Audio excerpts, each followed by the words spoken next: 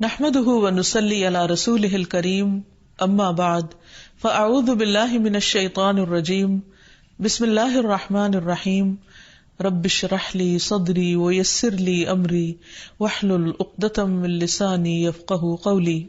ہم سب اپنی زندگی میں یہ چاہتے ہیں کہ برکت ہو، ہمارے وقت میں برکت ہو، مال میں برکت ہو، اولاد میں برکت ہو، زندگی اور صحت میں برکت ہو۔ ہم سب یہ چیز چاہتے ہیں، اور برکت کہتے ہیں کسی بھی چیز میں خیر اور بھلائی کا ثابت ہونا، اس چیز میں اضافہ ہونا، کثرت ہونا، اور اس چیز کا خیر کے کاموں میں استعمال ہونا۔ یعنی برکت کا مطلب صرف کثرت نہیں ہوتا کہ کوئی چیز زیادہ ہو جائے، وہ تو ہے ہی، لیکن جب کوئی چیز زیادہ ہونے کے ساتھ ساتھ خیر اور بھلائی کے کام میں استعمال ہوتی ہے تو وہ دراصل برکت ہوتی۔ یہ برکت ہوتی کیسے؟ یعنی کسی بھی چیز کے اندر خیر کہاں سے آتی؟ مثلاً ہماری اولاد، ہمارا گھر، مال، رزق، بچے، یہ اس وقت ہوتی ہے جب انسان کے اندر ایمان اور تقویٰ ہوتا ہے۔ کسی گھر کے رہنے والوں کے اندر جب ایمان ہوتا ہے، اللہ کا ڈر ہوتا ہے، تو ان کے گھر میں برکت ہوتی۔ تھوڑا رزق بھی بہت ہو جاتا ہے، لیکن اس کے برعکس جب لوگ اللہ تعالیٰ کی نافرمانی کرتے ہیں، اللہ تعالیٰ کی مرضی کے خلاف کام کرتے ہیں، اللہ سے ڈرتے نہیں، اور جب اللہ کا ڈر نہیں ہوتا تو ظاہر ہے پھر اللہ کی اطاعت بھی نہیں ہوتی، تو وہاں پر پھر خیر و برکت نہیں ہوتی۔ وہاں سب کچھ ہوتے ہوئے بھی سکون نہیں ہوتا، خوشی نہیں ہوتی، اطمینان نہیں ہوتا، اور ایک غم اور خوف اور ڈپریشن کی کیفیت ہوتی۔ ہر وقت انسان کو یہ فکر ہوتی ہے کہ معلوم نہیں کہ یہ چیز میرے پاس رہے گی یا نہیں رہے گی۔ اگر برکت ہو تو دنیا میں تو ظاہر ہے امتحان ہے ہی، چیزیں آنی جانی ہیں، لوگ آنے جانے ہیں، ہماری زندگی کا ہر دن ایک کم ہوتا چلا جاتا ہے، تو یہ سب کچھ تو اپنی جگہ ہے ہی، لیکن ان چیزوں کے نقصان پر بھی پھر انسان دراصل پریشان نہیں ہوتا، اس کو بھی اللہ کی رضا سمجھ کر قبول کرتا ہے، اور اس پر دل کو ایک اطمینان اور ایک سکینت نصیب ہوتی۔ انسان اللہ تعالیٰ کے فیصلوں پر راضی ہو جاتا ہے۔ قرآن مجید میں اللہ تعالیٰ فرماتے ہیں وَلَوْ أَنَّ أَهْلَ الْقُرَىٰ آمَنُوا وَاتَّقَوْا لَفَتَحْنَا عَلَيْهِمْ بَرَكَاتٍ مِّنَ السَّمَاءِ وَالْأَرْضِ۔ اگر واقعی بستیوں والے ایمان لے آتے اور تقوی اختیار کرتے، احتیاط کی زندگی بسر کرتے، گناہوں سے بچ کے رہتے، تو ہم ضرور ان پر آسمان اور زمین سے بہت سی برکتوں کے دروازے کھول دیتے، بہت سی برکتیں نازل کر دیتے۔ تو اس سے یہ بات صاف ظاہر ہے، واضح کر دی گئی ہے، کھول کے بتا دی گئی ہے کہ اگر اللہ کی فرما برداری ہوگی تو برکت ہی برکت ہوگی۔ پھر اسی طرح ہم دیکھتے ہیں کہ قرآن مجید میں اور نبی صلی اللہ علیہ وسلم کی سنت میں بہت دفعہ اس کا ذکر کیا گیا ہے۔ حضرت ابراہیم علیہ السلام پر ہم ہر نماز میں برکت کی دعا کرتے ہیں، ہم کہتے ہیں اللہم صلی علی محمد وعلی آل محمد کما صلیت علی ابراہیم وعلی آل ابراہیم انک حمید مجید اللہم بارک علی محمد وعلی آل محمد کما بارکت علی ابراہیم وعلی آل ابراہیم انک حمید مجید۔ اے اللہ محمد صلی اللہ علیہ وسلم پر اور آپ کی آل پر برکتیں نازل فرما، جیسا کہ آپ نے ابراہیم علیہ السلام اور ان کی آل پر برکت نازل کی، وہ بڑے بھلے بھولے، اسی طرح تو محمد صلی اللہ علیہ وسلم کی امت پر بھی، آپ کی آل پر بھی برکت نازل فرما۔ تو یہ ایک ایسی دعا ہے جو ہم ہر نماز کے اندر اتحیات میں پڑھتے ہیں، لیکن جو لوگ نماز ہی نہ پڑھے ان کو برکت کہاں سے نصیب ہوگی؟ پھر ان کو تو یہ دعا لگ ہی نہیں سکتی، کیونکہ نہ وہ برکت کی دعا مانگتے اور نہ ہی پھر وہ اس دعا کا حصہ بنتے ہیں، کیونکہ جو شخص نماز ہی نہ پڑھے، جو اللہ تعالیٰ کے آگے جھکے ہی نہ، تو وہ پہلے درجے پر اپنے آپ کو بہت بڑے خیر سے محروم کر لیتا ہے۔ ابراہیم علیہ السلام کے بعد ان کے بیٹے اسحاق علیہ السلام کے بارے میں قرآن مجید میں آتا ہے، اللہ تعالیٰ فرماتے ہیں سورۃ صافات میں وَبَارَكْنَا عَلَيْهِ وَعَلَىٰ إِسْحَاقَ، اور ہم نے اس پر بھی برکتیں نازل کی اور اسحاق علیہ السلام پر بھی. ابراہیم علیہ السلام کے 2 بیٹے ہیں، اسماعیل علیہ السلام اور اسحاق علیہ السلام. اسماعیل علیہ السلام کی اولاد سے تو نبی صلی اللہ علیہ وسلم، لیکن اسحاق علیہ السلام سے پھر آگے یعقوب علیہ السلام ہے، اور یعقوب علیہ السلام سے آگے پھر ان کی 12 بیٹے ہیں اور پھر بنی اسرائیل ہے. اور اس طرح ابراہیم علیہ السلام کی اولاد اور اولادوں کی اولاد پر برکتیں ہی برکتیں. اسی طرح نبی صلی اللہ علیہ وسلم جس شخص کو برکت کی دعا دے دیتے تھے وہ پھلتا پھولتا تھا. مثلا حدیث میں آتا ہے کہ اللہ کے رسول صلی اللہ علیہ وسلم نے حضرت انس کو برکت کی دعا دی تھی، اور حضرت انس کہتے ہیں کہ انہوں نے اپنی زندگی میں ان کی اولاد میں سے 100 سے زیادہ بیٹے پوتے اور ان کی اولاد تھی آگے. خود ان کی عمر بہت لمبی تھی، ان کے رزق میں بہت برکت تھی، کیونکہ انہیں برکت کی دعا ملی تھی نبی صلی اللہ علیہ وسلم سے، اللہم بارک لہو فی عمرہ و مالہ. پھر اسی طرح یہ ہے کہ صحابہ کرام بھی ایک دوسرے کو برکت کی دعا دیا کرتے تھے. مثلا نبی صلی اللہ علیہ وسلم جب مدینہ پہنچے ہیں تو آپ نے انصار اور مہاجرین کے درمیان میں ایک رشتہ مواخات قائم کیا، بھائی چارے کا.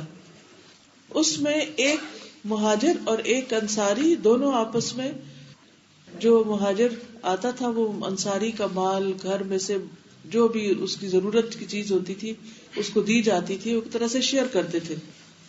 تو عبد الرحمن بن عوف جو مہاجر تھے ان کو سعد بن ربیع جو انصاری تھے ان کا بھائی بنایا گیا تھا.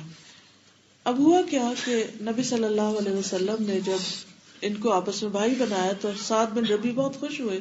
انہوں نے عبد الرحمن بن عوف کو اپنا آدھا مال اور اپنا باغ اور باقی چیزوں کے علاوہ یہ کہا کہ میری 2 بیویاں ہیں، تم جس سے شادی کرنا چاہتے ہو میں اس کو طلاق دے دیتا ہوں اور پھر تم اس سے شادی کر لینا. لیکن عبد الرحمن بن عوف تو اللہ کے لیے مدینہ میں آئے تھے اور دنیا کے مال و متاع کے لیے نہیں آئے تھے. تو انہوں نے دعا دی اور کہا کہ اللہ تعالیٰ تمہیں برکتیں عطا کرے، بارک اللہ لک فی اہلک و مالک، اللہ تمہارے گھر والوں میں تمہارے مال میں برکت دے. دلونی علی السوق، مجھے بازار کا راستہ دکھاؤ، میں خود جا کے کام کاج کروں گا. اور پھر انہوں نے تجارت شروع کر دی اور ان کی تجارت میں اتنی برکت ہوئی کہ کچھ عرصے کے بعد جب انہوں نے شادی کی تو اپنی بیوی کو سونے کی گٹلی جو تھی وہ مہر کے طور پر دی. پھر اسی طرح عیسیٰ علیہ السلام نے اپنے بارے میں کہا تھا کہ وَجَعَلَنِي مُبَارَكًا أَيْنَمَا كُنتُ، کہ اللہ تعالیٰ نے مجھے مبارک بنایا ہے، میں جہاں بھی ہوں، جہاں بھی جاؤں گا وہاں خیر ہی خیر ہوگی. اسی طرح اللہ سبحانہ تعالیٰ جب کسی بندے پر راضی ہوتے ہیں تو اسے نہ صرف اس کے لیے بلکہ اس کے ذریعے اوروں کو بھی خیر اور بھلائی پہنچاتے ہیں. اس کے برعکس کچھ لوگ ایسے ہوتے ہیں کہ وہ جہاں جائیں وہیں پھوٹ فساد فتنہ اور خرابی پیدا ہونی شروع ہو جاتی ہے. تو اللہ تعالیٰ سے اس بات کی دعا کرنی چاہیے کہ اللہ تعالیٰ ہمیں بھی اسی طرح بابرکت بنا دے جس طرح عیسیٰ علیہ السلام کو بابرکت بنایا، جس طرح اسحاق علیہ السلام کو، جس طرح ابراہیم علیہ السلام کو اور باقی اپنے نیک بندوں کو. آمین. پھر اسی طرح قرآن مجید جو ہے یہ ایک بابرکت کتاب ہے. اللہ تعالیٰ قرآن پاک میں فرماتے ہیں وَهَذَا كِتَابٌ أَنزَلْنَاهُ مُبَارَكٌ، اور یہ کتاب جو ہم نے نازل کی ہے یہ بہت بابرکت کتاب ہے، مبارک کتاب ہے. یعنی جہاں بھی یہ پڑھی جائے گی، جو بھی اس پر عمل کرے گا، جو بھی اس کے ساتھ اپنا تعلق قائم کرے گا، وہاں خیر و برکت اور بھلائی ہوگی. عام طور پر لوگ کہتے ہیں ہمارے پاس ٹائم نہیں، ہمارے پاس وقت نہیں، اس لیے ہم قرآن مجید نہیں پڑھ سکتے. اور ان کو پتہ بھی ہوتا ہے کہ وہ ٹھیک نہیں پڑھ رہے، ان کو تجوید ٹھیک کرنی چاہیے، ان کو ترجمہ نہیں آتا، مطلب نہیں آتا، ان کو وقت نکالنا چاہیے. لیکن وہ ہر وقت یہی کہتے ہیں کہ ہمارے پاس ٹائم نہیں ہے. کبھی انہوں نے یہ بات سوچی کہ جو لوگ پڑھتے ہیں ان کے پاس ٹائم کہاں سے آتا ہے؟ وہ بھی تو انسان ہیں، ان کے بھی بہت کام کاج ہوتے ہیں، ان کا بھی گھر بار اولاد بچے سب کچھ.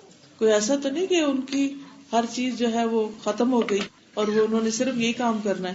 سب کچھ ہوتا ہے، لیکن ان کے وقت میں برکت ہو جاتی، ان کے مال میں برکت ہو جاتی، ان کے گھر میں برکت ہو جاتی، بہت سی بیماریوں سے محفوظ ہو جاتے ہیں، بہت سے حادثات سے محفوظ ہو جاتے ہیں جو ہمارا وقت کھا جاتے ہیں، یا بہت سی چیزیں ایسی کہ جو ہمیں اپنے اندر اس طرح مشغول کر لیتی ہیں کہ جس سے ہمیں پتہ ہی نہیں چلتا کہ ہم نے کیا کرنا اور کیا نہیں. تو اس لیے انسان کو ہمیشہ اس کتاب کے ساتھ تعلق قائم کر کے رکھنا چاہیے، چاہے اس کو زبانی یاد کرے، چاہے اس کو صحیح طور پر پڑھنے کی پریکٹس کرے، چاہے اس کو سمجھے، چاہے گھر میں اس کی تلاوت کرے، چاہے گھر میں اس کو لگائیں. جی استاذہ، جب میں یہاں پہ آئی تو میں ایز لسنر آئی تھی اور میں صرف ترجمہ کرتی تھی، اور میں تقریباً 5 گھنٹے میں صرف ترجمہ ہی کر پاتی تھی. پھر مجھے لگا کہ نہیں، یہ پارٹ ٹائم نہیں چلے گا، نہ میں ادھر کی نہ میں ادھر کی. پھر میں نے پورا اس کو جوائن کر لیا اور پھر وہ پورا ہونا شروع ہو گیا. مشکل ہوئی، لیکن اس کے بعد جب جینا مرنا شروع کیا اور میں نے خود کو مزید آرگنائز کرنا شروع کیا تو وہ بھی ہو گیا. پھر مین وائل میری جو ملازمہ ہے وہ چلی گئی، اب وہ گھر بھی میرے ذمہ آ گیا، میں نے اس کو بھی کر لیا الحمدللہ. پھر میں نے اپنی بیٹی کا ہوم ورک اپنے ہسبینڈ کو کے ذمہ لگایا ہوا تھا، لیکن اس کے مارکس بالکل اچھے نہیں آئے تو میں نے اس کو بھی لے لیا. اور اب میں آج کل ساتھ ساتھ جو کمپیوٹر ورک میں بہت کرتی تھی وہ میں نے چھوڑا ہوا تھا، اور اب میں ساتھ وہ بھی کر رہی ہوتی ہوں. ترجمہ کو ڈیفیکلٹ ورڈ میننگز میں کنورٹ کر لیا. اللہ سبحانہ تعالیٰ نے اس قدر برکت پیدا کر دی میرے وقت میں کہ میں اب سوچتی ہوں کہ مجھے اگر اور بھی کچھ دیا جائے گا تو میں انشاءاللہ اس کو بھی کر پاؤں گی. انشاءاللہ. السلام علیکم. سادہ جو قرآن پاک کی برکت ہے نا، قرآن پاک کو پڑھنے اور پڑھانے کی، اس کو الحمدللہ میں ایسے محسوس کرتی ہوں کہ جب سے قرآن پاک پڑھا ہے اور اس کے بعد الحمدللہ کسی نہ کسی نے تھوڑا بہت جو پڑھا رہے ہیں، تو الحمدللہ اللہ کا احسان ہے کہ جو بھی کبھی کوئی خواہش بعض دفعہ زبان پہ نہیں بھی آئی ہوتی نا، تو اللہ تعالیٰ پتہ نہیں کیسے پوری کروا دیتے ہیں. بعض دفعہ زبان سے نکلتی ہے اور بعض دفعہ زبان پہ آتی بھی نہیں ہے، لیکن وہ پوری ہو جاتی ہے. اور اتنی بڑی بڑی چیزیں، مثلا جیسے کہ جب میری شادی نہیں ہوئی تھی تو جیسے کہ لڑکیوں کو ہوتا ہے کہ بھئی ایسا گھرانہ ہونا چاہیے، ویسا گھرانہ ہونا چاہیے، تو جب میری شادی نہیں ہوئی تھی تو میں کسی بھی اسکالر وغیرہ کو دیکھ کے نا تو بہت مجھے ذہن میں آتی تھی کہ ماشاءاللہ جو ان کے گھر میں لوگ ہیں کہ وہ کتنے خوش نصیب ہوتے ہوں گے نا. تو الحمدللہ جب شادی ہو گئی اس طرح سے گھرانے میں تو میں یہی سوچتی تھی کہ اللہ تعالیٰ نے پورے کروائی. مجھے نہیں معلوم تھا کہ یہ یعنی ذہن میں تھی بات کہ ایسا ہو تو کتنا اچھا ہو جائے، لیکن اللہ تعالیٰ کی طرف سے کہ بالکل. بات کر رہی تھی وہ وقت کی برکت کی. مجھے انرجی کی برکت فیل ہوتی ہے جب سے اپنی انرجیز کو یہاں قرآن کے لیے اور دین کے کام کے لیے لگایا نا. گھر جا کے اتنی انرجی فیل ہوتی ہے کہ جو کام پہلے نہیں کر سکتے تھے، کھانا بھی پکا لیا، کچن بھی دیکھ لیا، میڈ کے ساتھ بھی کر لیا، لگتا ہے کہ آپ موو کریں، انرجی کہیں اور سے آ رہی ہے. واقعی نو ڈاؤٹ. اب آپ دیکھیں بہت سے لوگوں کو یہ شکایت ہوتی ہے کہ ہمیں نظر لگ گئی ہے، ہمیں جادو ہو گیا ہے، ہمارے اوپر کسی نے کچھ کر دیا ہے وغیرہ وغیرہ. ہر دوسرا بندہ اس کی شکایت کرتا ہوا ملتا ہے. کیا بعض بیماریاں ایسی ہوتی ہیں کہ جن کا پتہ ہی نہیں چلتا بیماری ہے کیا، سارے ٹیسٹ صحیح ہوتے ہیں اور بندہ پھر بھی بیمار ہوتا ہے. تو ایسی تمام چیزوں کا علاج کیا ہے؟ قرآن مجید میں اللہ تعالیٰ صاف طور پر فرماتے ہیں وَنُنَزِّلُ مِنَ الْقُرْآنِ مَا هُوَ شِفَاءٌ وَرَحْمَةٌ لِّلْمُؤْمِنِينَ. ہم قرآن مجید میں وہ چیز اتارتے ہیں کہ جو شفا اور رحمت ہے مومنوں کے لیے. تو اس میں آپ دیکھیے کہ قرآن مجید چونکہ ہے ہی شفا، ٹھیک ہے نا، تو اس کے ذریعے شفا حاصل کرنا کسی بھی بیماری کے لیے شفا ہو سکتی، لیکن اس کے لیے شرط کیا ہے کہ انسان اس کو پڑھے یا سنے. میں کسی اسکالر کو سن رہی تھی تو وہ کہتے ہیں کہ لوگ میرے پاس آتے ہیں، اپنی بیماریوں کا ذکر کرتے ہیں، اپنی پریشانیوں کا ذکر کرتے ہیں، تو میں ان کو کہتا ہوں کہ قرآن پاک پڑھو. تو وہ کہتے ہیں وہ ہم پڑھ نہیں سکتے، ان کو پڑھنے کو دل نہیں چاہتا، یا دنوں انہوں نے قرآن نہیں کھولا ہوتا. اگر ہم سب غور کریں تو آج صبح سے لے کے اب تک ہم نے کتنی تلاوت کی ہے. چلو اگر ہم نے کر بھی لی تو ہمارے گھر والوں نے کتنی کی ہے. اب اکثر مسلمان گھرانوں کا حال یہ ہو گیا ہے کہ صبح کے وقت قرآن پاک کی تلاوت نہیں ہوتی، بلکہ لوگ سوئے رہتے ہیں. ساری رات بھی آرام کر کے پھر صبح اٹھ کے پھر دوبارہ عادت ہوتی ہے، اور کچھ بھی نہیں، ضرورت نہیں ہوتی، بس عادت ہے. تو عادت ایک ایسی چیز ہے کہ جو انسان بس مجبور ہو جاتا ہے اس کے ہاتھوں. انسان سمجھتا بھی کہ غلط چیز ہے لیکن پھر بھی کرتا چلا جاتا ہے. تو انہوں نے ایک واقعہ سنایا کہ کس طرح انہوں نے کسی کو اسی طرح کوئی بیمار آیا تھا، اسے کہا کہ قرآن مجید پڑھو، تو اس نے کہا میں پڑھ نہیں سکتا. انہوں نے کہا اچھا پھر سنو. کہتے کتنا سنو؟ میں نے کہا کہ تم نے صبح سے لے کر شام تک، رات تک سننا ہے. کہتے یہ تو بڑا مشکل ہے. انہوں نے کہا یا پھر ٹھیک ہو جاؤ تو یا پھر یہ مشکل برداشت کرو، یا یہ مشکل یا وہ مشکل. تو کہتے کہ بہرحال اس نے سننا شروع کیا اور کہا کہ دوپہر کو کھانے کے وقت اور پھر اس کے بعد قیلولہ ضرور کرنا، کیونکہ شیطان قیلولہ نہیں کرتا، تو تم قیلولہ کر لینا اور پھر دوبارہ سننا اور پھر سننا اور پھر سننا. کہتے کہ اس نے اسی طرح کیا اور ہوا یہ کہ اس کو متلی سی ہونے لگ گئی. سنتے سنتے سنتے متلی سے ہونے لگے، اور جب اس نے وامٹ کیا تو اس کے اندر سے ایک چھوٹا سا پتھر اور پھر بالوں کے کچھ ٹکڑے ایسے گرے لگی ہوئی بالوں کی، اور اسی طرح کچھ اور چیزیں جو تھی وہ اندر سے نکلی، اور اس کی طبیعت کچھ ہلکی ہونی شروع ہوئی. اور پھر اس کے بعد اگلے دن پھر اس نے سنا، پھر اسی طرح اس نے وامٹ کیا، پھر اسی طرح. اس کے بعد یہ کہ بالکل وہ ٹھیک ہو گیا بندہ. اب یہ ہوتا ہے کہ بعض اوقات ہم جب بیمار ہوتے ہیں تو ہم قرآن بھی چھوڑ دیتے ہیں، ذکر بھی چھوڑ دیتے ہیں، اور ڈپریشن میں چلے جاتے ہیں اور سب چیزیں، اور پھر ہم کہتے ہیں کوئی ہمارے لیے پڑھ دے.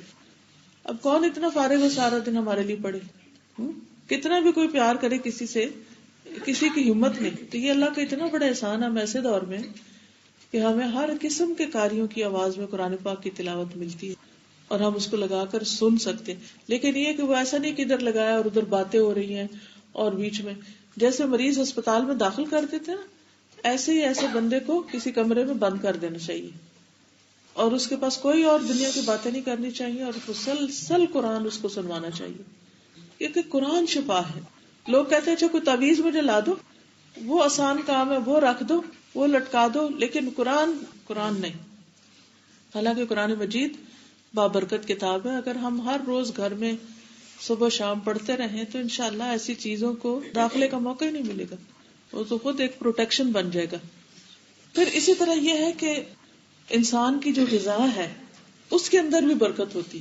مثلا آپ صلی اللہ علیہ وسلم نے فرمایا کہ جب کھانا کھاؤ تو ایک سائڈ سے کھاؤ، بیچ میں برکت اترتی ہے.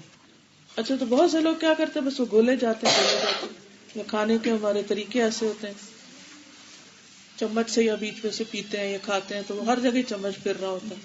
تو کھانا چاہے چمچ سے ہی کھائیں تو کیا کریں، سائڈ سے کھانا شروع کریں. سوپ بھی پیئیں تو سائڈ سے پینا شروع کریں.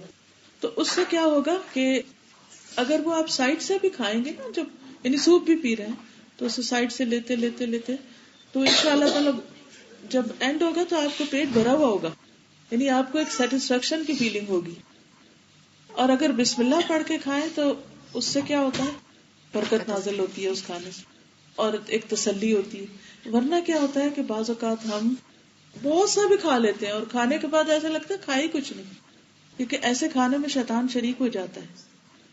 اسی طرح پھل بھی صحیح مسلم میں آتا ہے، حضرت ابو ہریرہ سے مروی ہے، جب لوگ نیا پھل دیکھتے تو اسے نبی صلی اللہ علیہ وسلم کے پاس لے کر آتے، آپ اسے پکڑتے اور دعا فرماتے، یعنی پہلے خود ہی کھانے نہیں بیٹھ جاتے تھے بلکہ ایک طرح سے دعا کرتے تھے. تو آپ صلی اللہ علیہ وسلم یہ دعا کرتے، اللہم ان ابراہیم عبدک و خلیلک و نبیک و انی عبدک و نبیک و انہ دعاک لمکہ و انا ادعوک للمدینہ بمثل ما دعاک لمکہ ومثلہ ومعہ قال ثم يدعو اصغر ولید له فیعطیہ ذلک الثمر.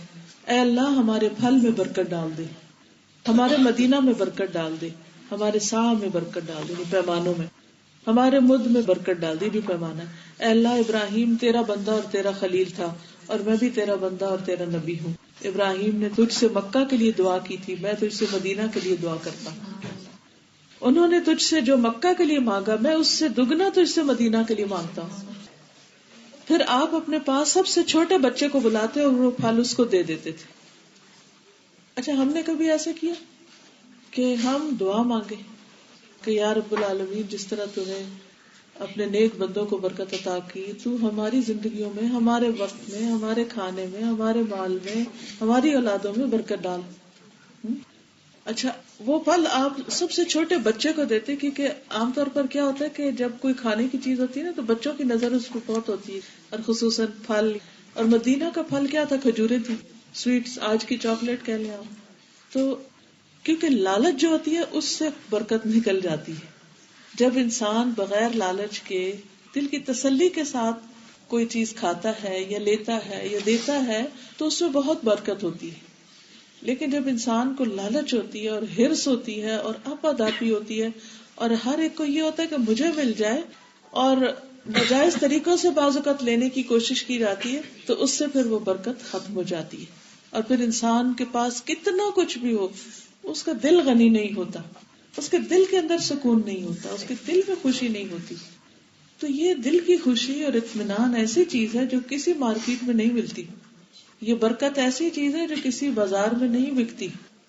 یہ آپ کی خیر، بھلائی، دعائیں، اللہ کا ذکر، اللہ کا تقوی، یہ چیزیں برکت لاتی ہیں. پھر اسی طرح مسند احمد میں آتا ہے ایک آدمی نبی صلی اللہ علیہ وسلم کو ٹکٹکی باندھ کے دیکھ رہا تھا جبکہ آپ نماز پڑھ رہے تھے، اور آپ اپنی نماز میں یہ دعا مانگ رہے تھے، اللہم اغفر لی ذنبی ووسع لی فی داری وبارک لی فی ما رزقتنی.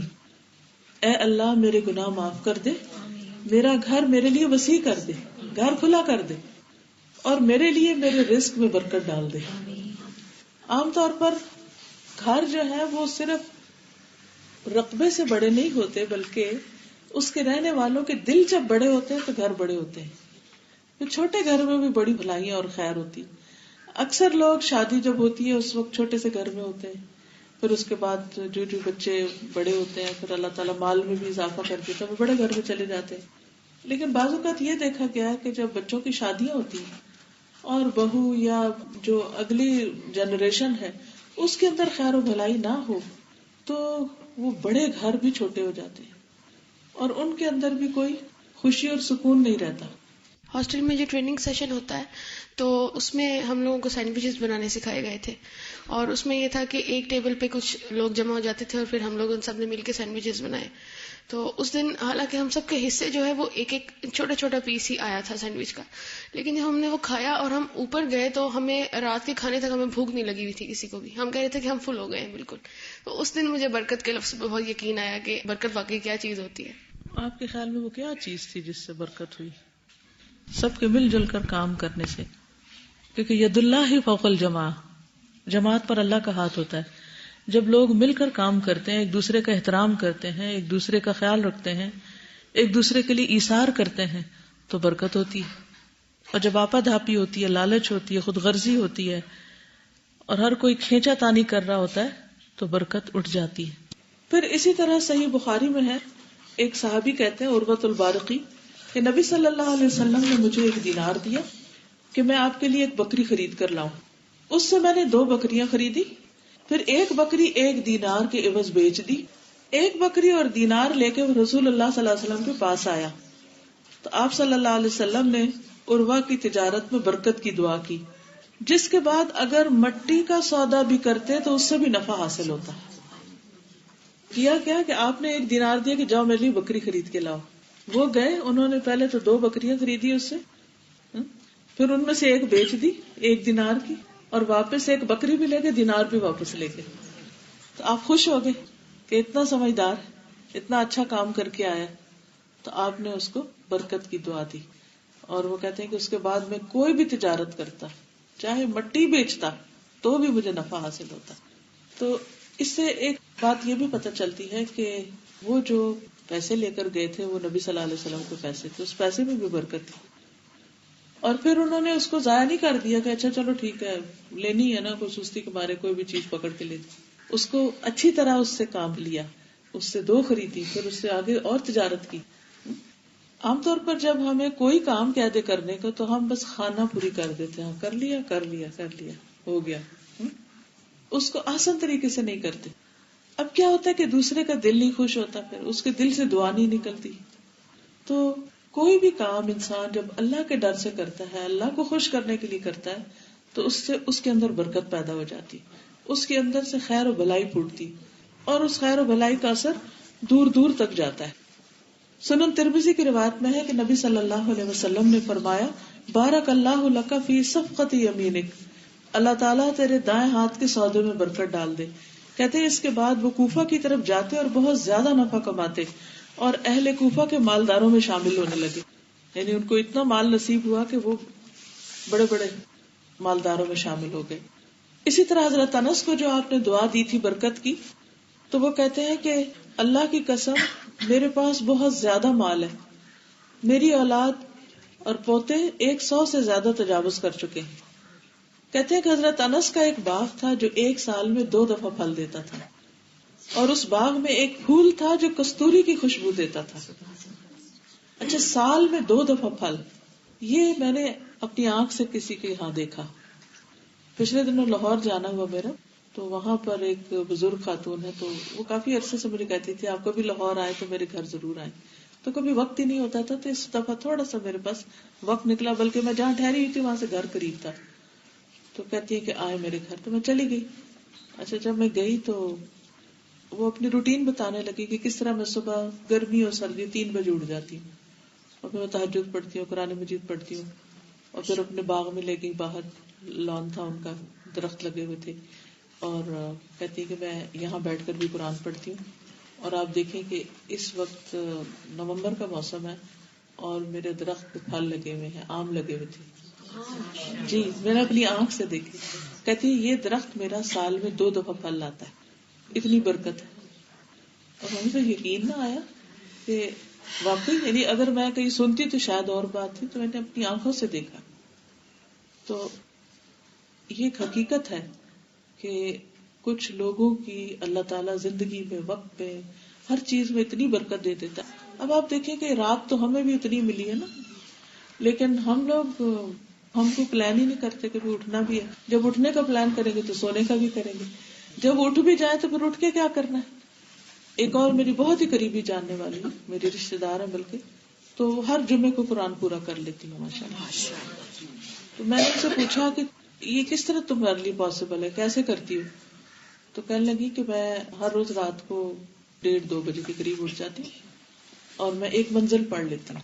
یعنی اس وقت تو پوری منزل نہیں ہوتی، لیکن یہ کہ جو چھٹ جاتا ہے وہ میں دن کو پورا کر لیتی ہوں. کہتی بس میں نے اپنے ساتھ باندھا ہوا ہے کہ میں نے 7ویں دن قرآن ختم کرنا ہے. اور صحابہ کرام کی اکثریت یہی کرتی تھی کہ روز منزل قرآن پڑھتی تھی. ہم لوگوں سے سپارہ پڑھنا مشکل ہے. تو ان لوگوں کی زندگی میں، یعنی یہ پچھلے دور کی بات ہے، میں آج کے دور کی بھی بات کر رہی ہوں کہ ایسے لوگ بھی موجود ہیں جو اب بھی ایسے کام کرتے. دیکھیں ہمارے ملک میں جہاں ایک طرف بہت خرابیاں ہیں، وہاں دوسری طرف ایسے لوگ بھی موجود ہیں جن کی وجہ سے اللہ سبحانہ وتعالیٰ پھر بہت سے عذاب اور بہت سی مشکلات جو ہیں وہ ٹالے رکھتے ہیں. تو ہم سب کو بھی اپنے وقت اور اپنی زندگی کی قدر کرنی چاہیے. یہ کمائی کے دن ہے، دنیا کام کی جگہ ہے، جنت آرام کی جگہ ہے. اگر ہم دنیا میں آرام کرتے رہے تو وہاں کیا بنے گا پھر. اس لیے بہت ضروری ہے کہ ہم اپنے اوقات کی پلاننگ کریں، فضول باتوں میں وقت کم ضائع کریں، ادھر ادھر لوگوں کے کاموں میں مت انٹرفیئر کیا کریں.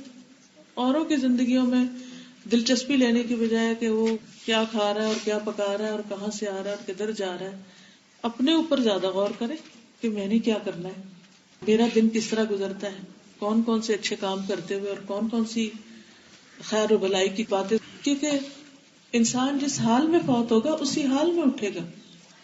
اگر ہمارے دل پریشان ہیں اور ہم ایک فضول قسم کی باتیں سوچتے ہوئے دنیا سے جاتے ہیں تو اسی حال میں اٹھے. وہ دل تو وہیں پر ہی پیک ہو جاتا ہے نا، جیسے جس حال میں اس کو چھوڑا. موت کا تو کوئی پتہ نہیں، کسی وقت بھی آ جائے. تو اس لیے بہت ضروری ہے کہ ہم سب اپنے وقت میں خیر کے کام کریں. اور یہ خیر کا ہونا ہی دراصل برکت ہوتا ہے کہ اس شخص کی زندگی بابرکت ہے. جس طرح نبی صلی اللہ علیہ وسلم یتیم تھے اور ابو طالب اور ان کے گھر والوں نے ان کی پرورش کی، تو یہ چیز میں نے بہت نوٹ کیا کہ جب خاندان میں اگر کوئی یتیم ہو اور جو خاندان کے گھرانے اس کی سپورٹ کر رہے ہیں، اللہ تعالیٰ ان کو واقعی بہت زیادہ برکت دیتا ہے. بالکل بالکل صحیح. اسی طرح بہت دفعہ زندگی میں بچپن سے اب تک یہ مشاہدے میں آیا ہے کہ جو حلال مال سے جو بھی چیز خریدی ہوتی ہے نا، وہ ہمیشہ باقی رہتی ہے اور کافی ہو جاتی ہے. لیکن جب بھی کوئی بھی حرام طریقے سے یا وہ کی ہوتی نا، تو وہ پھر کسی نہ کسی طریقے سے ضائع ہو جاتی ہے. جی ہاں، یہ بات درست ہے کہ جو رزق حلال کا ہوتا ہے وہ تھوڑا بھی ہوتا ہے تو اس میں برکت ہوتی ہے، اور گھر کے اندر ایک اطمینان اور ایک خوشی ہوتی، ایک فقر و فاقہ کا خوف نہیں ہوتا. لیکن حرام کما کر کتنا بھی انسان کے پاس اکٹھا ہو جائے تو اس کو وہ اطمینان نصیب نہیں ہوتا. پھر اسی طرح صائب بن یزید تھے، 94 سال کی عمر میں بہت زیادہ صحت مند اور قوت والے تھے. تو انہوں نے فرمایا کہ مجھے یقین ہے کہ میں اب تک اپنے کانوں اور آنکھوں سے جو نفع حاصل کر رہا ہوں وہ صرف رسول اللہ صلی اللہ علیہ وسلم کی میرے لیے برکت کی دعا کا نتیجہ ہے. ایک دفعہ میری خالہ مجھے رسول اللہ صلی اللہ علیہ وسلم کے پاس لے گئی، فرمانے لگی اے اللہ کے رسول صلی اللہ علیہ وسلم، یہ میرا بھانجا بیمار ہے، آپ اس کے لیے اللہ سے دعا کر دیں. چنانچہ آپ نے میرے لیے دعا فرمائی. دوسری روایت میں آتا ہے میری خالہ نے کہا میرا یہ بھانجا بیمار ہے، آپ نے میرے سر پہ ہاتھ پھیرا، میرے لیے برکت کی دعا کی، اس کے بعد آپ نے وضو کیا، میں نے آپ کے وضو کا بچا ہوا پانی پیا، پھر میں آپ کے پیچھے کھڑا ہوا اور میں نے مہر نبوت آپ کے دونوں کندھوں کے درمیان دیکھی جو کبوتر کے انڈے کی طرح تھی، یعنی کہ پیچھے آپ کے وہ مہر تھی جو آپ کی نبوت کی علامت تھی، نشانی تھی. زہرا بن معبد اپنے دادا عبداللہ بن ہشام سے روایت کرتے ہیں، انہوں نے نبی صلی اللہ علیہ وسلم کو دیکھا. ان کی والدہ زینب بنت حمید انہیں رسول اللہ صلی اللہ علیہ وسلم کے پاس لے گئی اور کہا اللہ کے رسول صلی اللہ علیہ وسلم اس سے بیعت لے لیں. آپ نے کہا یہ بھی چھوٹا ہے، تو آپ نے ان کے سر پہ ہاتھ پھیرا اور ان کے لیے دعا کی. زہرا کہتے ہیں میرے دادا عبداللہ بن ہشام بازار کی طرف جاتے، غلہ خریدتے، تو وہاں انہیں عبداللہ بن عمر اور عبداللہ بن زبیر ملتے. وہ دونوں ان سے کہتے ہمیں بھی سودے میں شریک کر لو، اس لیے کہ نبی صلی اللہ علیہ وسلم نے تمہارے لیے برکت کی دعا کی ہے، تو جب ہم تمہارے ساتھ مل کے بزنس کریں گے تو ہمارے بزنس میں بھی برکت ہو جائے گی. تو عبداللہ ان دونوں کو بھی شریک کر لیتے. بسا اوقات ایک پورے اونٹ کا غلہ نفع ہوتا اور وہ اسے گھر میں بھیج دیتے، یعنی وہ جو مل کے بزنس کرتے تو اتنا زیادہ پروفٹ ہوتا کہ پھر وہ آگے دے دیتے.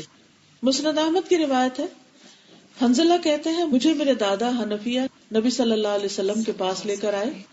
حدیث میں ہے کہ انہوں نے مجھے نبی صلی اللہ علیہ وسلم کے قریب کیا اور کہا یہ میرا بیٹا ہے، اس کے علاوہ اور بھی بیٹے ہیں، یہ ان میں سب سے چھوٹا ہے، آپ اس کے لیے دعا فرمائیں. آپ نے میرے سر پر ہاتھ پھیرا اور فرمایا بارک اللہ فیکا، اللہ تجھے برکت عطا کرے. راوی کہتے ہیں میں نے دیکھا کہ حنزلہ کے پاس کسی ایسے آدمی کو لایا جاتا جس کا چہرہ ورم زدہ ہوتا، یا کسی جانور کو لایا جاتا جس کے تھن ورم زدہ ہوتے، یعنی سوجن ہوتی، تو حنزلہ اپنے ہاتھوں پر تھتکارتے، بسم اللہ پڑھتے، پھر اپنا ہاتھ اس کے چہرے پہ رکھتے اور فرماتے رسول اللہ صلی اللہ علیہ وسلم نے بھی اسی جگہ پر ہاتھ رکھا تھا اور اللہ کی فضل سے وہ ورم ٹھیک ہو جاتا تھا. یعنی اللہ سبحانہ وتعالیٰ نے ان کو یہ برکت عطا کی، یا کہنا چاہیے کہ ان کو یہ خیر عطا کی. یعنی برکت کا مطلب ہے وہ خیر دینا، کہ انسان کسی کو نفع پہنچانے کے قابل ہو جائے، کیونکہ خیر الناس من ینفع الناس، لوگوں میں سب سے بہترین انسان وہ ہوتا ہے جو لوگوں کو فائدہ پہنچاتا ہے.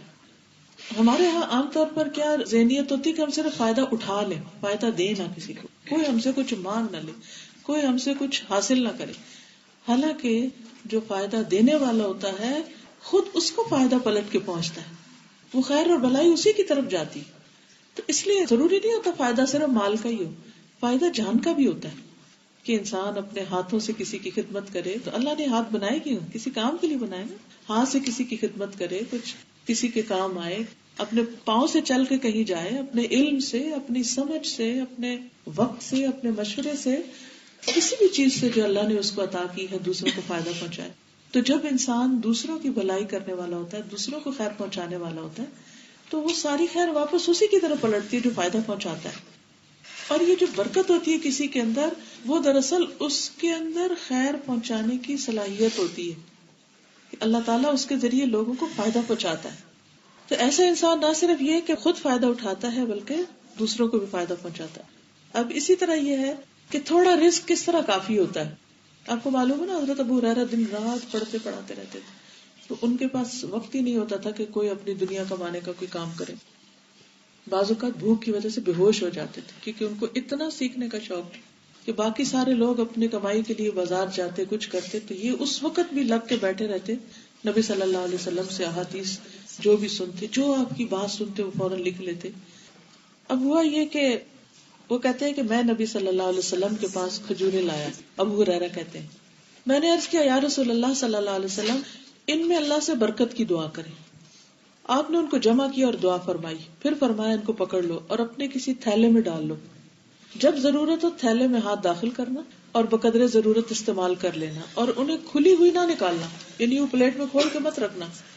ابو ہریرہ کہتے ہیں میں نے تقریباً ایک وسق ہوتا 60 سا، ایک وسق کھجوریں اس تھیلے سے نکال کر اللہ کے راستے میں دی، یعنی اس میں ہاتھ ڈالتا نکال کے دیتا، ڈالتا نکالتا، ڈالتا نکالتا.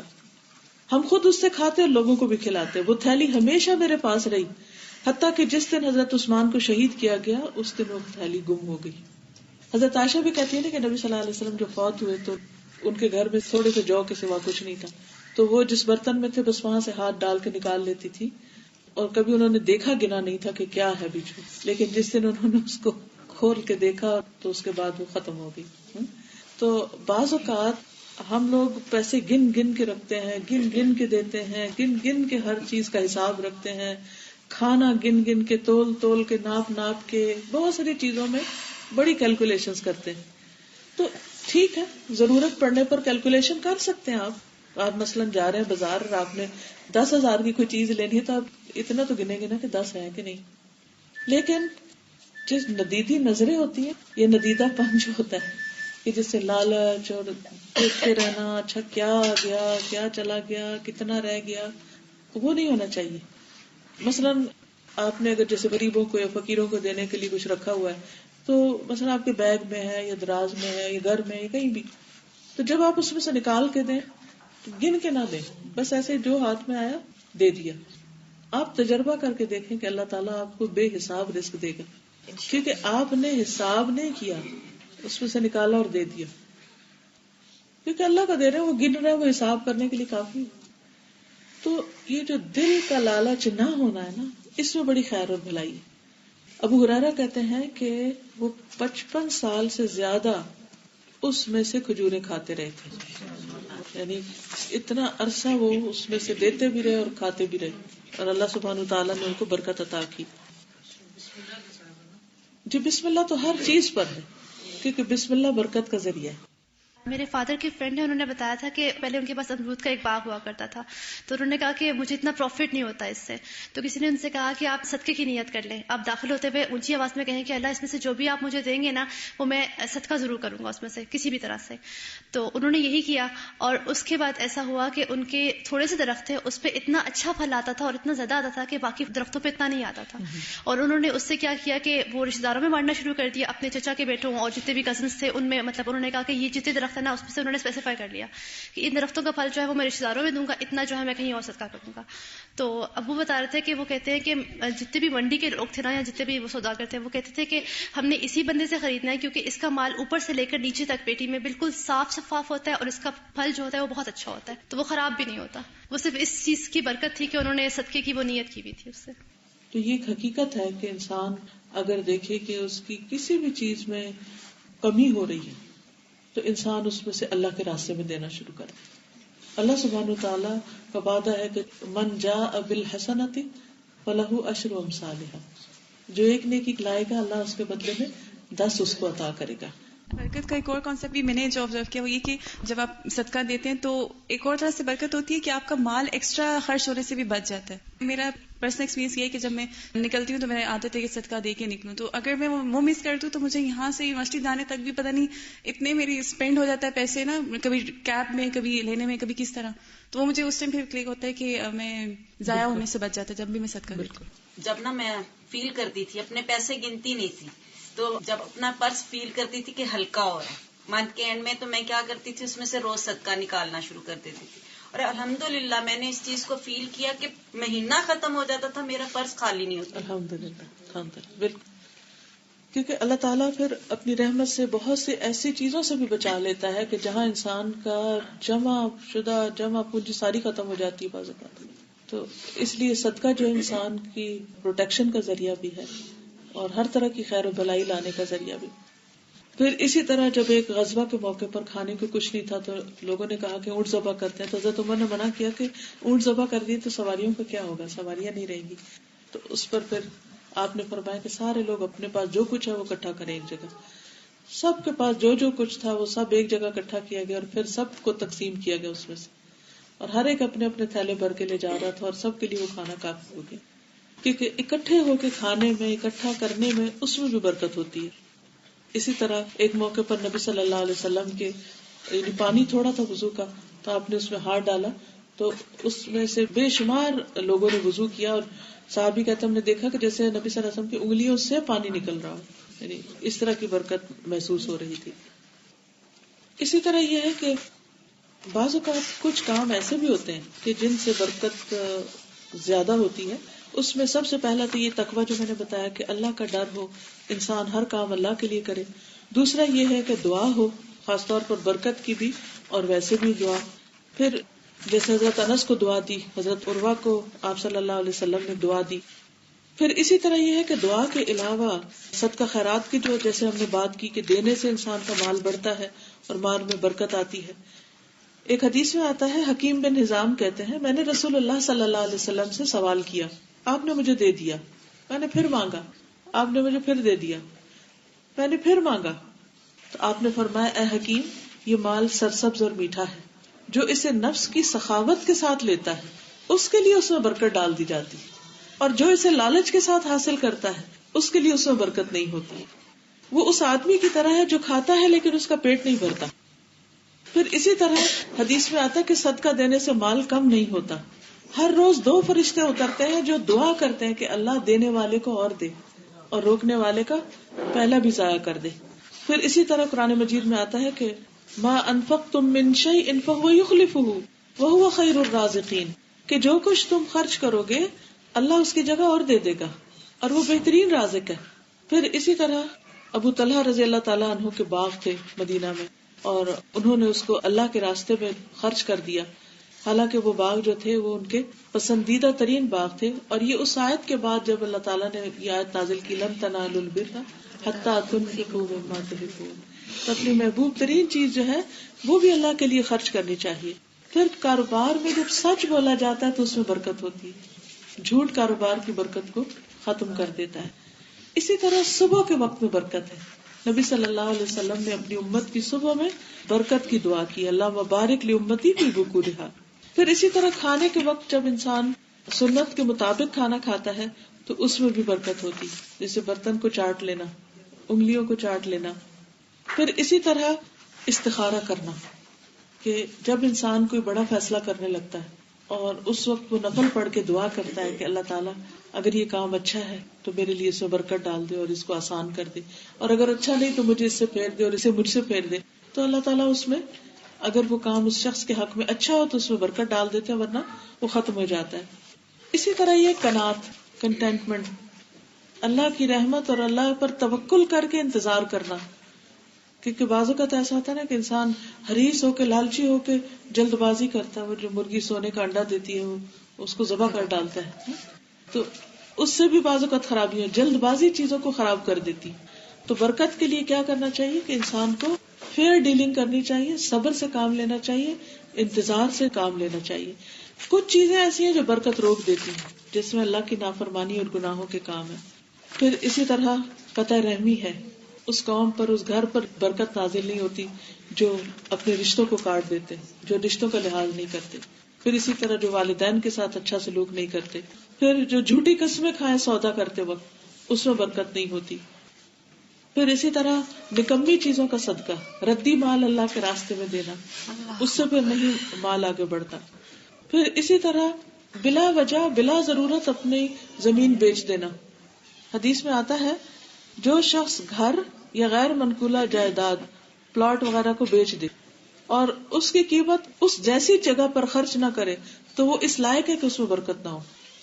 یعنی مثلا ایک آپ کا گھر تھا اور آپ نے اسے بیچ کے پیسہ بینک میں ڈال دیا، بینک میں رکھ دیا، یا دوبارہ نہیں انویسٹ کیا تو بھی برکت نہیں ہوتی۔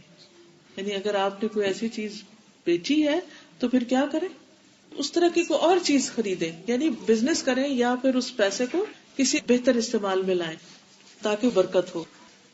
اسی طرح جب انسان ہیلے بہانوں سے حرام مال کھاتا ہے تو بڑی مجبوری ہے، اس طرح سچ بولنے سے تو بزنس اچھا نہیں ہوگا اور کچھ نہ کچھ تو جھوٹ بولنا ہی پڑتا ہے، کچھ رشوت دینی پڑتی ہے، اس طرح کی چیزیں ٹھیک ہے ہمارے معاشرے میں بہت خرابیاں ہیں، لیکن پھر بھی انسان چھوٹی چھوٹی باتوں میں اللہ کی نافرمانی شروع کر دے تو اس سے بھی برکت اٹھ جاتی اور خرابیاں پیدا ہو جاتی ہیں۔ پھر اسی طرح دنیا کی حرص اور طمع رکھنا، مال کی زکوٰۃ ادا نہ کرنا، جس مال کی زکوٰۃ ادا نہیں کی جاتی وہ مال تباہ ہو جاتا ہے، یعنی وہ زکوٰۃ بھی جاتی ہے اور جس مال کے اندر ملاوٹ ہوتی ہے وہ بھی ختم ہو جاتا ہے۔ اسی طرح ناپ تول میں کمی کرنا جو ہے وہ بھی مال کی برکت کو ختم کر دیتا ہے۔ پھر اللہ کے دیے ہوئے رزق پر راضی نہ ہونا، اس سے بھی برکت ختم ہو جاتی ہے۔ پھر یہ ہے کہ کچھ لوگ بابرکت ہوتے ہیں، کچھ جگہ بابرکت ہوتی ہے، مثلا پیغمبر بابرکت ہوتے ہیں۔ نوح علیہ السلام کے بارے میں بھی آتا ہے، قرآن مجید میں آتا ہے قیل یا نوح اہبط بسلام منا وبرکات علیک وعلی امم ممن معک، کہ اے نوح آپ اتر جائیے ہماری طرف سے عظیم سلامتی اور بہت سی برکتوں کے ساتھ۔ آپ دیکھیں اس وقت دنیا ختم ہو گئی تھی، صرف چند وہ لوگ تھے جو اس کشتی میں تھے یا چند جانور تھے، لیکن اللہ نے ان میں اتنی برکت ڈالی کہ اب آپ دیکھیں دنیا میں پھر ساری اولاد انہی سے۔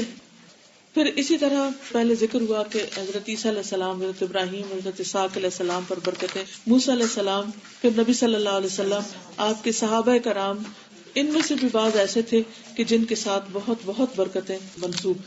پھر اسی طرح قرآن مجید اور جو بھی لوگ دین پر ہوں، نیک کام کریں، ان کے ساتھ بھی اللہ تعالیٰ برکت لگا دیتے ہیں. سورۃ البقرہ کا پڑھنا برکت کا ذریعہ ہے، اگر گھر میں یہ پڑھی جائے، اور اس کا چھوڑ دینا حسرت کا ذریعہ ہے.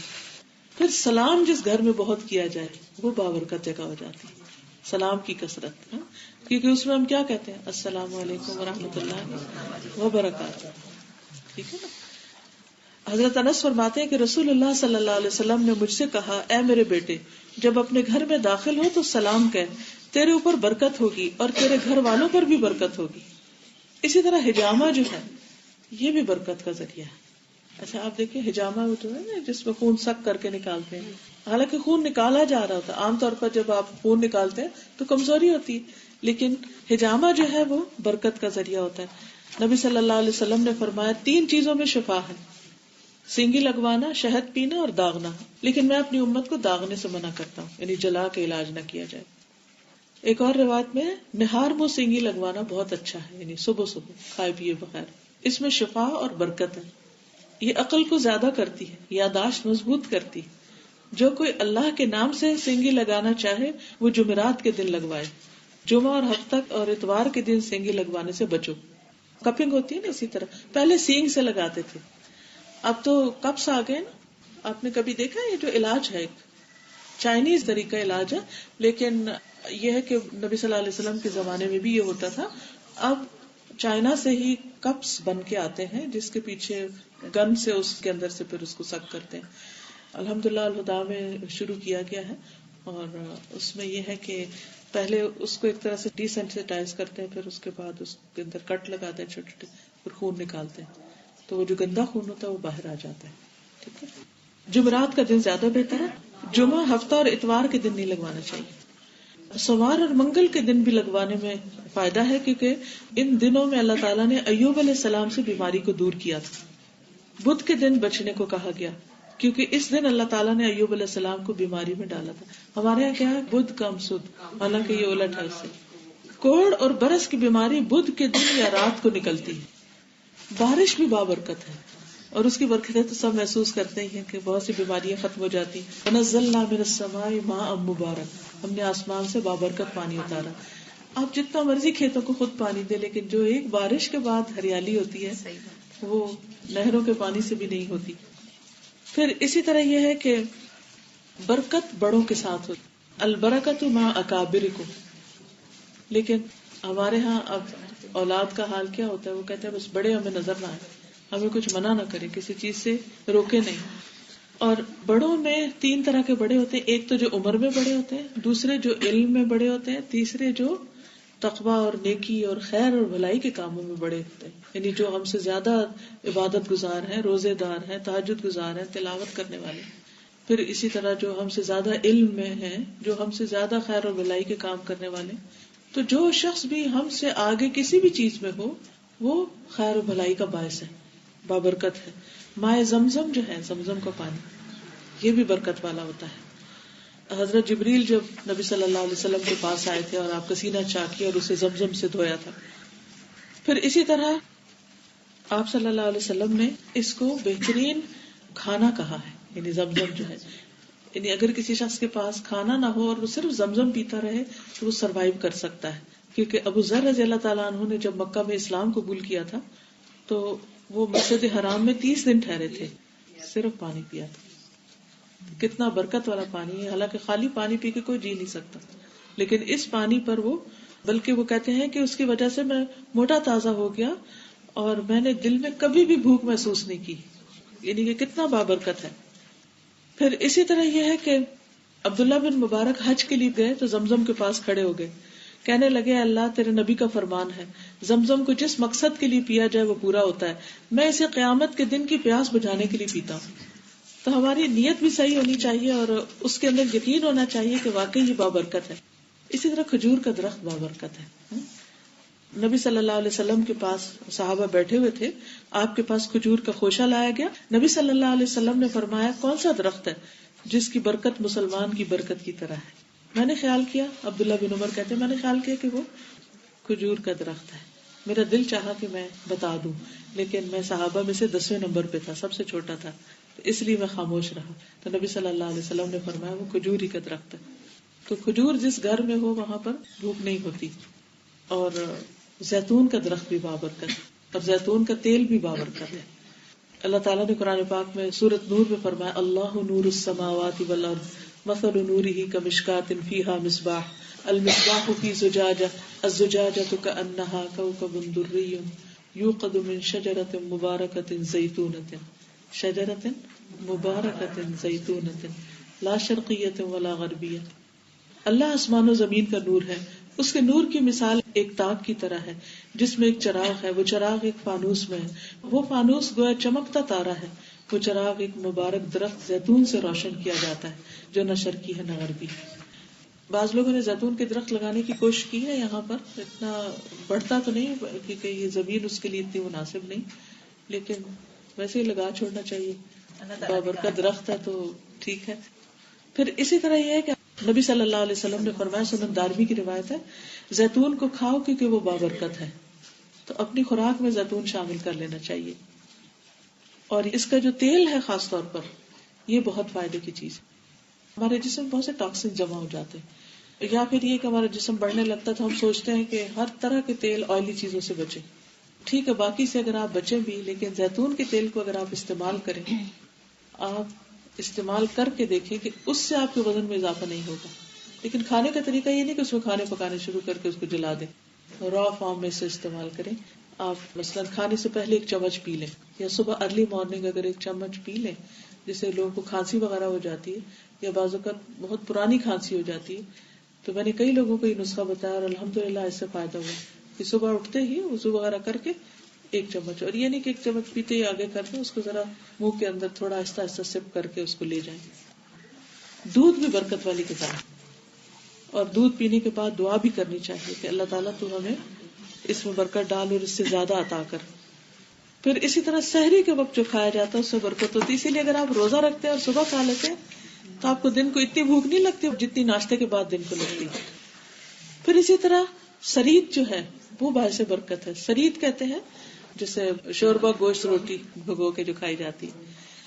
نبی صلی اللہ علیہ وسلم نے فرمایا 3 چیزوں میں برکت ہے، اکٹھے ہونے میں، سرید میں اور سحری میں. تو اکٹھے ہونے میں کوئی بھی کام جب مل کے کیا جاتا ہے آپس کے اتفاق سے، ایک دوسرے کے مشورے سے، ایک دوسرے کے تعاون سے، تو اس میں خیر و بھلائی ہوتی. اسی طرح جانوروں میں گھوڑا بابرکت ہے. نبی صلی اللہ علیہ وسلم نے فرمایا گھوڑے کی پیشانی میں برکت رکھ دی گئی. ایک اور جگہ پر آتا ہے کہ گھوڑے کی پیشانی میں قیامت تک کے لیے برکت رکھ دی گئی، بھلائی ڈال دی گئی ہے. اور اسی طرح اس جانور کو دوسرے جانوروں پر فوقیت حاصل ہے. پھر اسی طرح بکریوں میں بھی برکت ہے. نبی صلی اللہ علیہ وسلم نے فرمایا بکریاں رکھو اس لیے کہ ان میں برکت ہوتی ہے. رمضان کا مہینہ بابرکت ہے، لیلۃ القدر بابرکت ہے. لیلۃ القدر خیر من 1000 شہر، 1 رات کی عبادت 1000 مہینوں سے بہتر ہے. مکہ اور مدینہ کا شمار بابرکت جگہوں میں ہوتا ہے. نبی صلی اللہ علیہ وسلم نے مدینہ کے لیے دگنی برکت کی دعا کی ہے. شام کی زمین جو ہے وہ بھی بابرکت ہے، آپ نے اس کے لیے بھی دعا کی تھی. یمن کی زمین کے لیے بھی دعا کی تھی، وہ بھی بابرکت ہے. مدینہ کی وادی عقیق میں بھی برکت ہے. وہ مقام جہاں اللہ تعالیٰ نے موسیٰ علیہ السلام سے کلام کیا تھا، وہ زید ہوا، وہ بھی بابرکت ہے. نہر فرات جو ہے وہ بھی بابرکت ہے. مسجد حرام بابرکت ہے. رمضان میں آپ دیکھیں کہ افطار کے وقت وہاں پر تھوڑی سی چیز کھا کے پوری تراویح لوگ پڑھ کے، حالانکہ صبح کے انہوں نے کچھ کھایا ہوتا ہے، اور کتنی طاقت ہوتی ہے اس تھوڑے سے کھانے میں بھی کہ انسان باقی نماز بھی آرام سے پڑھ لیتا ہے. پھر مسجد نبوی میں بھی بابرکت جگہ ہے. نبی صلی اللہ علیہ وسلم نے فرمایا میرے گھر اور ممبر کے درمیان کی جگہ جنت کے باغوں میں سے ایک باغ ہے، قیامت کے دن میرا ممبر میرے حوض پر ہوگا. پھر نبی صلی اللہ علیہ وسلم کی زندگی میں برکت کی کئی ایک مثالیں ملتی ہیں، اور آپ کے صحابہ کرام کی زندگی میں بھی. تو اصل بات یہ ہے کہ اگر انسان اللہ سبحانہ و تعالیٰ کے ساتھ ایک یعنی تعلق رکھتا ہے اور اللہ تعالیٰ کی مرضی کے مطابق زندگی بسر کرتا ہے تو وہ زندگی بابرکت ہے. ورنہ وہ وقت جس میں اللہ کی اطاعت نہ ہو، اللہ کی نافرمانی کے کام ہو، تو وہ خیر و بھلائی اور برکت کا وقت نہیں ہو سکتا. حلال کمائی میں برکت ہے. بالکل اللہ تعالیٰ سے دعا ہے کہ اللہ تعالیٰ ہمارے وقت میں اور ہماری آج کی اس مجلس میں بھی برکت عطا فرمائے. سبحان اللہ والحمد للہ ولا الہ الا اللہ واللہ اکبر ولا حول ولا قوة الا باللہ العلی العظیم. اللہم صل علی محمد وعلى آل محمد كما صلیت علی ابراہیم وعلى آل ابراہیم انک حمید مجید. اللہم بارک علی محمد وعلى آل محمد كما بارکت علی ابراہیم وعلى آل ابراہیم انک حمید مجید. ربنا آتنا فی الدنیا حسنة وفی الآخرة حسنة وقنا عذاب النار. ربنا لا تزغ قلوبنا بعد إذ هديتنا وهب لنا من لدنك رحمة إنك أنت الوهاب. ربنا هب لنا من أزواجنا وذرياتنا قرة أعين وجعلنا للمتقين إماما. یا حی یا قیوم برحمتک نستغیث. یا اللہ پاک جو کچھ ہم نے پڑھا ہے سنا ہے ہمیں اس پر عمل کی توفیق عطا فرما. اللہ تو ہمارے گناہوں کو معاف کر. یا اللہ تو ہمارے اولادوں کو ہدایت عطا فرما. اللہ تمام بیماروں کو صحت عطا فرما. یا رب العالمین سب پریشان لوگوں کی پریشانی دور فرما. یا رب العالمین ہماری اولادوں کو، ہمارے شوہروں کو ہماری آنکھوں کی ٹھنڈک بنا. یا رب العالمین اس گھر پر اپنی خیر و برکت نازل فرما. یا اللہ پاک تو اپنی رحمتیں ہمارا جینا اور ہمارا مرنا، ہماری زندگی اور ہماری موت ہر چیز کو بابرکت بنا دے. ہماری قبر کو ہمارے لیے برکت کی جگہ بنا دے اور ہمارے لیے سکون کا باعث بنا دے.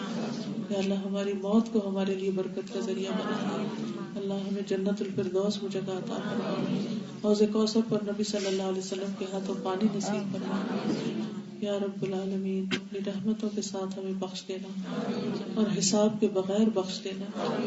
یا اللہ تو ہم سے راضی ہو جا، ہمیں اپنے دیدار سے محروم نہ کرنا. یا اللہ تو ہمیں اپنے وقت کے ہر لمحے سے بہترین فائدہ اٹھانے کی توفیق عطا فرما.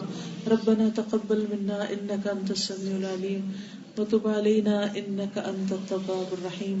وصلی اللہ تعالی علی خیر خلقہ محمد وعلی آلہ واصحابہ واہل بیتہ اجمعین برحمتک یا ارحم الراحمین. الہی آمین. دعوانا ان الحمد للہ رب العالمین. السلام علیکم ورحمۃ اللہ وبرکاتہ.